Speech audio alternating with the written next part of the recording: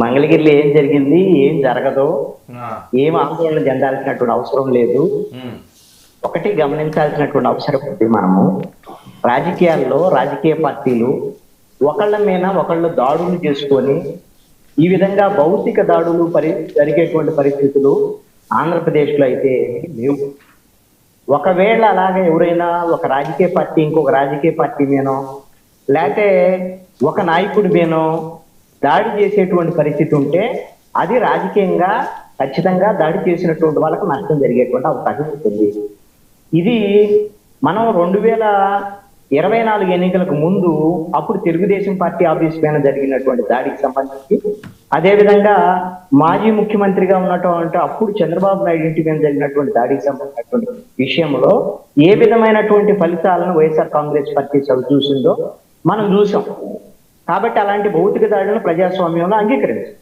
కానీ మరి ఇప్పుడున్నటువంటి ఈ కూటమి ప్రభుత్వంలో కూడా అంబటి రాంబాబు ఇంటి మీద దాడి జరిగింది, అదేవిధంగా జోగి రమేష్ ఇంటి మీద కూడా దాడి జరిగినటువంటి దాని నేపథ్యము వ్యవహారము వేరే ఉంది. అప్పుడు జరిగినటువంటి దానికి ఇప్పుడు జరిగిన దానికి డిఫరెన్స్ ఉంది అనేటువంటిది కారణం ఏంటి అని అంటే, అప్పుడు కూడా ముఖ్యమంత్రి మీద ఆరోపణలు, ముఖ్యమంత్రిని దూషించినటువంటి అంశం, అప్పుడు ముఖ్యమంత్రిగా ఉన్నటువంటి జగన్మోహన్ రెడ్డి మీద పట్టాభి దూషణలు చేసినటువంటి నేపథ్యంలో అప్పుడు జరిగినటువంటి ఘర్షణ. ఇప్పుడు కూడా ముఖ్యమంత్రి చంద్రబాబు నాయుడు మీద ఇటు అంబటి రాంబాబు కానీ అదేవిధంగా జోగి రమేష్ గారి ఇద్దరూ తీవ్రమైనటువంటి వ్యాఖ్యలు చేసి ఈ దాడులకి కారణమైనటువంటి పరిస్థితి.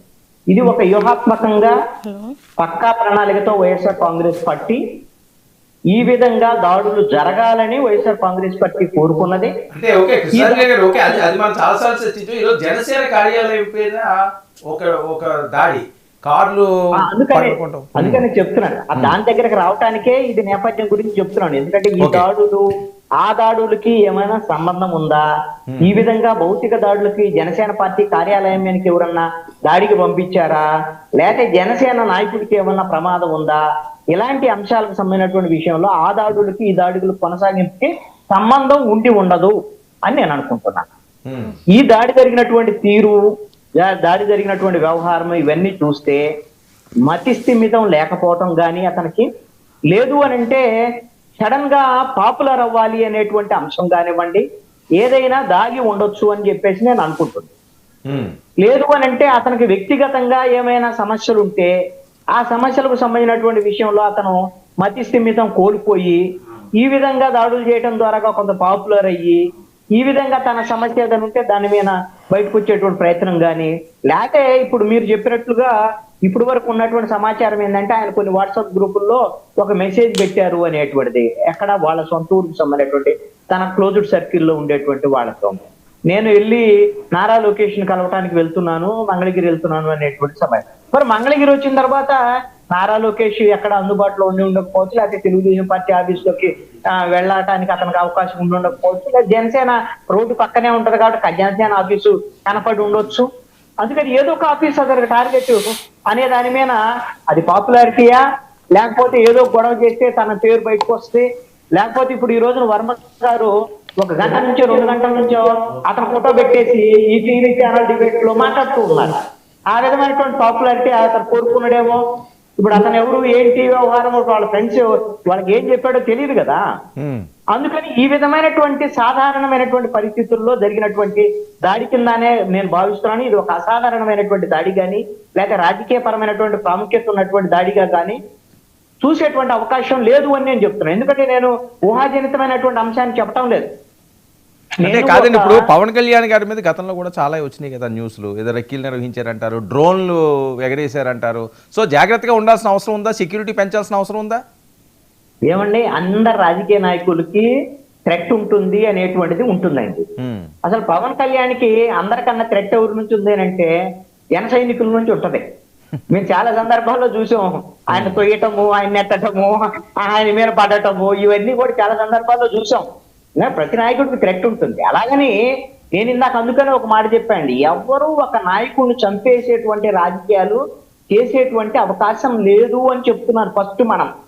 ఇప్పుడు అది పవన్ కళ్యాణ్ గాని, జగన్మోహన్ రెడ్డి గాని, లేకపోతే చంద్రబాబు నాయుడు గాని, నారా లోకేష్ గాని వీళ్ళని ఇంకొకళ్ళు ఎలిమినేషన్ చేయాలి అనేటువంటి భౌతికంగా దాడి చేయాలి, చంపేయాలి, ఇలాంటి రాజకీయాలు లేవంటి. ఉంటాయని కూడా నేను అనుకోవటంలా. ఓకే. అందుకని పవన్ కళ్యాణ్ మీద దాడి చేయడానికి అతని మీద వచ్చాడని కానీ ఇంకోటి అది అది జనసేన పార్టీకి సంబంధించినటువంటి కార్యాలయం. నాకు తెలిసి జనసేన అధినాయకుడికి సంబంధించి అక్కడికే వస్తారు. ఆయన క్యాంప్ ఆఫీస్ కింద కూడా దాన్ని వినియోగిస్తున్నటువంటి పరిస్థితి కూడా ఉంది. అక్కడ ఆయన తరచూ వచ్చేటువంటి కార్యాలయం కాబట్టి మరి ఈ విధమైనటువంటి దాడి ఈ రోజున ఒక అగంతకుడు అక్కడ ఉండేటువంటి ప్రైవేట్ సెక్యూరిటీ వాళ్ళ కళ్ళు కప్పి, అదే విధంగా పోలీసు కూడా అక్కడ ఎప్పటికప్పుడు సెక్యూరిటీ మానిటరింగ్ చేస్తారు.